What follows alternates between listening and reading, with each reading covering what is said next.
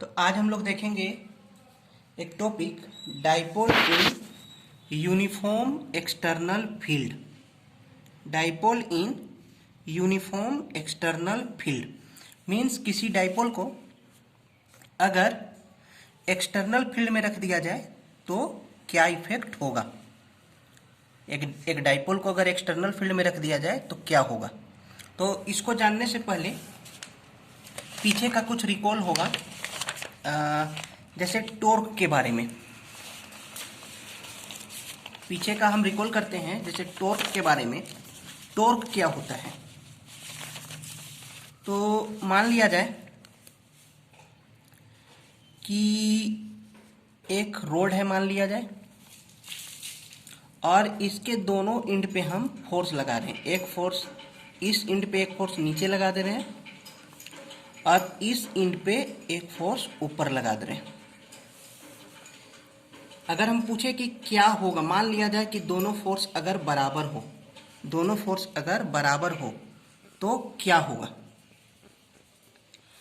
तो जैसे हम एक एग्जांपल देते हैं। मान लिया जाए कि ये जैसे एक पेन है, इस पेन को अगर हम ऊपर भी ऐसे दबाएं, नीचे भी दबाएं, तो क्या होगा हम एक ऑब्जर्वेशन के द्वारा हम समझ सकते हैं।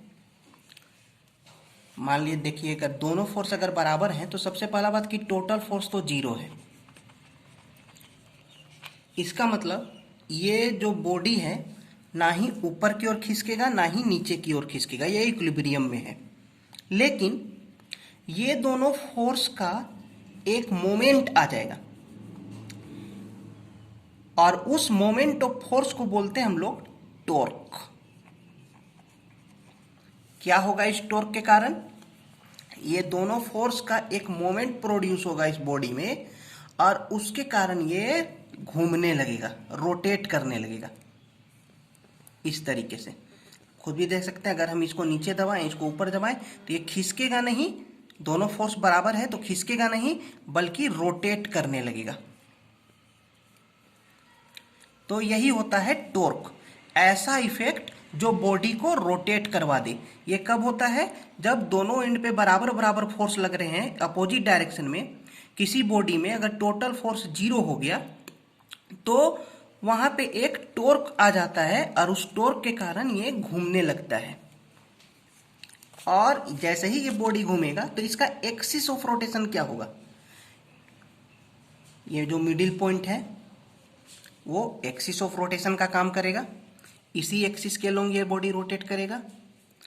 और मान लिया जाए यहां से यहां तक का डिस्टेंस अगर हम r मान ले, तो अगर हमको कोई बोलेगा कि टॉर्क का वैल्यू निकालिए, कितना टॉर्क लगेगा यहाँ पे, तो इस एंड पे कितना टॉर्क लगेगा, तो टॉर्क इज इक्वल टू होता है distance of point from axis, perpendicular distance of point from axis, यानी इस पॉइंट का एक्सिस से कितना परपेंडिकुलर डिस्टेंस है, r, क्रॉस जितना फोर्स लग रहा है F, r क्रॉस F, ये हो जाएगा टॉर्क का वैल्यू।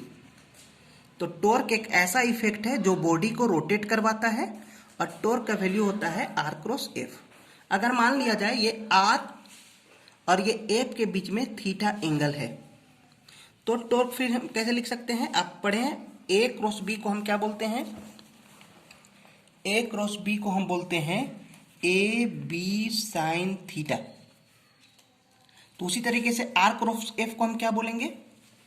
RF sine theta. तो ये हो गया टॉर्क का वैल्यू। तो कोई भी बॉडी में दोनों तरफ अगर इक्वल और अपोजिट फोर्स लगे तो ये बॉडी रोटेट करने लगेगा टॉर्क के कारण, और टॉर्क का वैल्यू कितना होगा? RF sine theta. दूसरा चीज, अगर किसी रीजन में यूनिफॉर्म इलेक्ट्रिक फील्ड है, या फिर नॉन यूनिफॉर्म इलेक्ट्रिक फील्ड है, मान लीजिए किसी रीजन में, और वहां पे अगर किसी चार्ज को रख दिया जाए तो क्या होगा? तो ये इलेक्ट्रिक फील्ड इस चार्ज में एक फोर्स लगाएगा। कितना होगा वो फोर्स? Q into E। किसी भी चार्ज को इलेक्ट्रिक फील्ड में रखने से इस चार्ज में एक फोर्स लगता है, उस फोर्स का वैल्यू होता है QE। इलेक्ट्रिक फील्ड इस चार्ज में एक फोर्स लगाएगा, फोर्स क्या हो जाएगा QE। फोर्स का डायरेक्शन किधर होगा, तो अगर ये पॉजिटिव चार्ज है तो जिधर इलेक्ट्रिक फील्ड है उसी डायरेक्शन में फोर्स लगेगा, और अगर कोई चार्ज नेगेटिव है तो यहां फोर्स, यहां पे भी फोर्स लगेगा, सेम फोर्स लगेगा Q इंटू E। लेकिन ये नेगेटिव चार्ज है तो यहां पे फोर्स का जो डायरेक्शन होगा वो इलेक्ट्रिक फील्ड से ठीक अपोजिट डायरेक्शन में होगा, इधर। ये बेसिक चीज है इस टॉपिक को जानने के लिए। अब हम ये टॉपिक स्टार्ट करते हैं।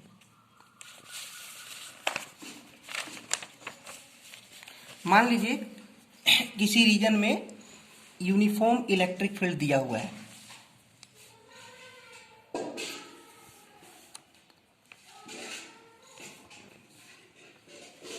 इस तरीके से। किसी रीजन में यूनिफॉर्म इलेक्ट्रिक फील्ड है और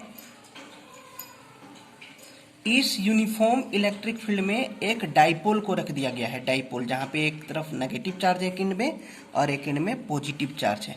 मान लिया जाए इस डाइपोल का लेंथ है 2a। डाइपोल का डायरेक्शन किधर होगा, हम पहले ही देख चुके हैं, नेगेटिव से पॉजिटिव की ओर होता है डाइपोल का डायरेक्शन, उसको बोलते हैं P वेक्टर। ये हो गया इलेक्ट्रिक फील्ड का डायरेक्शन, ये हो गया डाइपोल मोमेंट का डायरेक्शन। मान लीजिए दोनों के बीच में एंगल बन रहा है थीटा। दोनों के बीच में कितना एंगल बन रहा है, थीटा। डाइपोल मोमेंट और इलेक्ट्रिक फील्ड के बीच में थीटा एंगल है, मान लिया जाए। लेट ए डाइपोल, लेट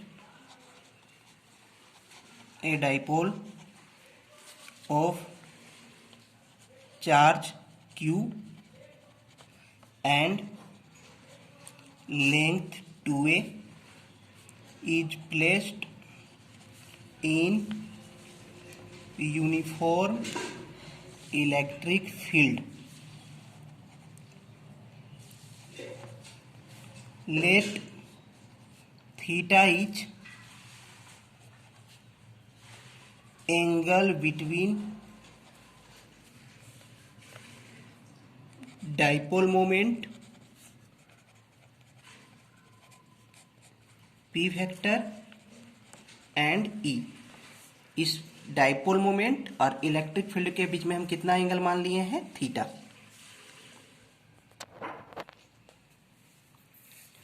अब यहां पे क्या होगा उसको पहले हम देखते हैं। चूंकि ये डाइपोल को इलेक्ट्रिक फील्ड में रखा गया है तो ये चार्ज भी इलेक्ट्रिक फील्ड में आ गया, ये चार्ज भी इलेक्ट्रिक फील्ड में आ गया।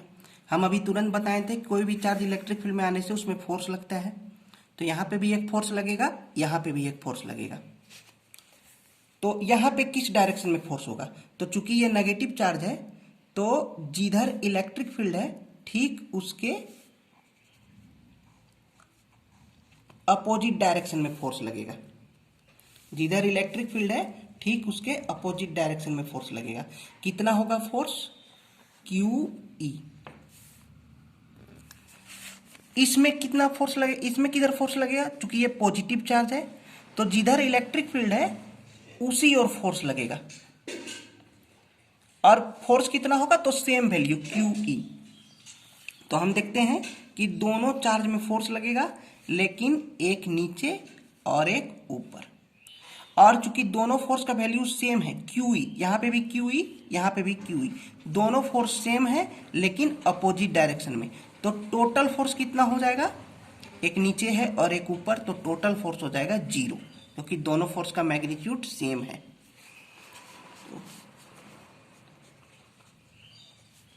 Total force on the dipole is 0। लेकिन ये फोर्स भले ही 0 है लेकिन ये दोनों फोर्स क्या करेगा, इस डाइपोल में एक टॉर्क प्रोड्यूस करेगा और ये डाइपोल इस टॉर्क के कारण रोटेट हो जाएगा। ये दोनों फोर्स जीरो है, लेकिन ये दोनों फोर्स के कारण एक टॉर्क आ जाएगा डाइपोल में। These forces will produce torque on dipole। अब अगर हमको निकालना है कि डाइपोल में कितना टॉर्क लगेगा, तो जो मिड पॉइंट होता है वही लाइन को हम बोलते हैं एक्सिस, हम पहले ही बता चुके हैं।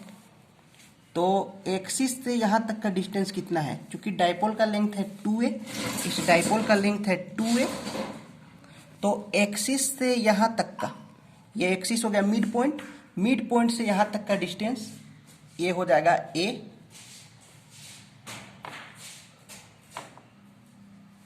और यहां से यहां तक अगर हम माने तो ये भी हो जाएगा a। दो बार में इधर भी यहां से यहां तक a, यहां से यहां तक a। तो अगर हम यहां पे पहले टॉर्क निकालें, नेगेटिव चार्ज में कितना टॉर्क लगेगा, torque on negative charge of dipole, इसको हम टॉर्क को हम टाउ से लिखते हैं और नेगेटिव चार्ज के कारण इसलिए माइनस लिख देते हैं। तो यहां पे देखिए टॉर्क का फॉर्मूला भी हम क्या पढ़े थे, distance into force into sine theta. तो डिस्टेंस एक्सिस से पॉइंट तक का डिस्टेंस जहां पे नेगेटिव चार्ज है, एक्सिस से वहां तक का डिस्टेंस क्या है a, फोर्स कितना लग रहा है F, और एंगल कितना है डाइपोल और इलेक्ट्रिक फील्ड के बीच में थीटा। ये एंगल अगर थीटा है तो फोर्स और डिस्टेंस के बीच में भी एंगल थीटा ही होगा, तो AF साइन थीटा। सिमिलरली अगर हम निकाले torque on positive charge of dipole, इस पॉजिटिव चार्ज में कितना टॉर्क लगेगा, डाइपोल के इस पॉजिटिव चार्ज में कितना टॉर्क लगेगा, तो इसको हम लिखेंगे टॉर्क, यहाँ पॉजिटिव दे देते हैं क्योंकि पॉजिटिव चार्ज के कारण है, वही है। देखिए एक्सिस से इस पॉइंट का डिस्टेंस फिर वही a है, फोर्स कितना है F, थीटा भी वही है sine theta, AF sine theta. Axis से यहां तक का डिस्टेंस a, F, थीटा कितना है साइन थीटा। तो हम देख रहे हैं दोनों नेगेटिव चार्ज और पॉजिटिव चार्ज में सेम टॉर्क लग रहा है, लेकिन अब टॉर्क कैंसिल नहीं हुआ, क्योंकि अगर हम डायरेक्शन के साथ देखें 11 क्लास में अगर हम डायरेक्शन दिखाए थे जो, उसी के आधार पे दोनों टॉर्क का डायरेक्शन सेम होगा, तो ये दोनों टॉर्क जो है कैंसिल नहीं होगा, बल्कि एक ही डायरेक्शन में होने के कारण ऐड हो जाएगा। तो अगर हम टोटल टॉर्क निकालना चाहें, total torque on dipole is, तो टोटल टॉर्क निकालना चाहें तो torque on negative charge plus torque on positive charge कितना हो जाएगा, AF sine theta plus AF sine theta. तो दोनों ऐड होके हो जाएगा 2AF साइन थीटा। अगर हम F फोर्स का वैल्यू अगर यहाँ पे पुट करें, तो फोर्स का वैल्यू चाहे हम नेगेटिव चार्ज पे ले चाहे हम पॉजिटिव चार्ज पे ले, फोर्स कितना है Q इंटू ई, Q इंटू ई। तो हम फोर्स का यहाँ पे वैल्यू बैठाएं तो हो जाएगा QE साइन थीटा। तो हो जाएगा, आप यहाँ पे देख सकते हैं 2A क्या है, लेंथ ऑफ डाइपोल, Q क्या है, चार्ज ऑफ डाइपोल। हम पहले ही जानते हैं 2A into Q, length into charge, इसको क्या बोलते हैं हम लोग, डाइपोल मोमेंट, और कैसे डिनोट करते हैं P से।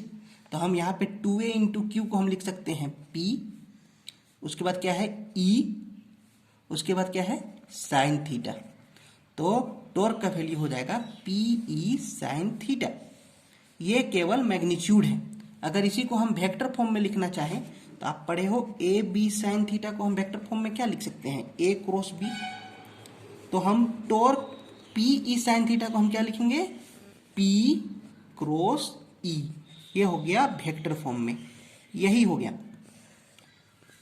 किसी भी डाइपोल को अगर यूनिफॉर्म इलेक्ट्रिक फील्ड में रख दिया जाए तो उसमें टोटल फोर्स 0 होगा, लेकिन इस टोटल फोर्स 0 है, लेकिन एक टॉर्क प्रोड्यूस होगा जिसके कारण डाइपोल रोटेट करेगा, और उस टॉर्क का अगर हम वैल्यू निकालने जाएं तो P क्रॉस E।